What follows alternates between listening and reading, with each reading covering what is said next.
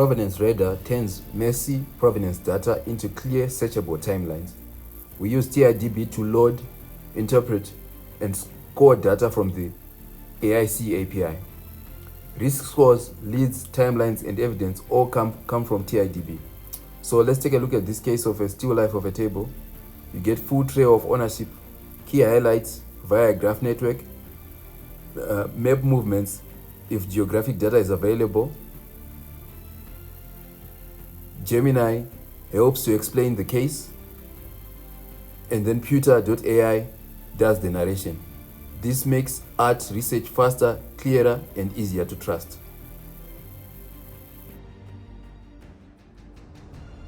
Provenance Brief, Still Life, Corner of a Table, Henri Fontaine-Latour. This painting, created in 1873, was associated with Elizabeth Ruth Edwards, circa 1833 to 1907, Fontaine-Latour's art agent in London. The provided data indicates Edwards handled the artwork. There is a significant gap in the provenance record between Edwards' death in 1907 and 1951, when the artwork was reportedly sold. Available records indicate that the painting was sold on January 1, 1951, but detail about the actor of the sale is missing.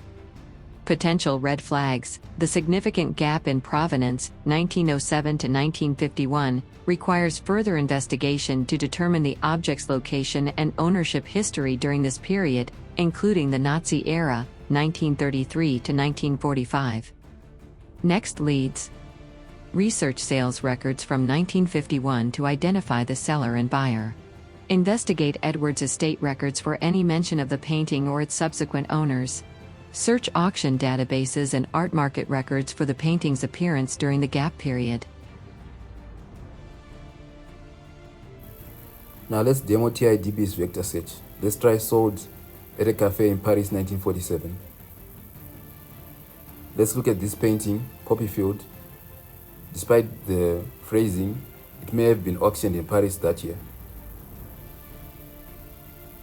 So this is an example of how we can use TIDB's vector search to power up our provenance search.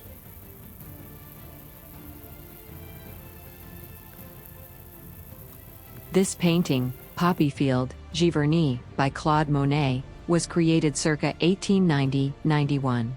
The early provenance indicates the artist retained possession and potentially sold it through an agent, Hammond, Paris, acting on behalf of Knoedler and Company, New York, in September, year missing.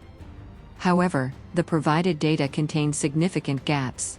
The only concrete information concerns Monet's initial ownership and a potential sale. There is no information about the work's location or ownership between that potential sale and the present.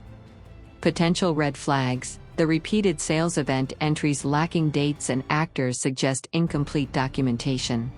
Confirmation of the Knoedler sale and tracing the subsequent ownership are critical.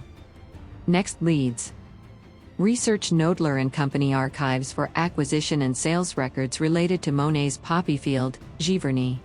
Investigate Hammond, Paris, as a potential agent and their records of Monet sales. Attempt to establish a continuous chain of ownership from the earliest recorded point to the present day, focusing on sale records, exhibition history, and import/export documentation.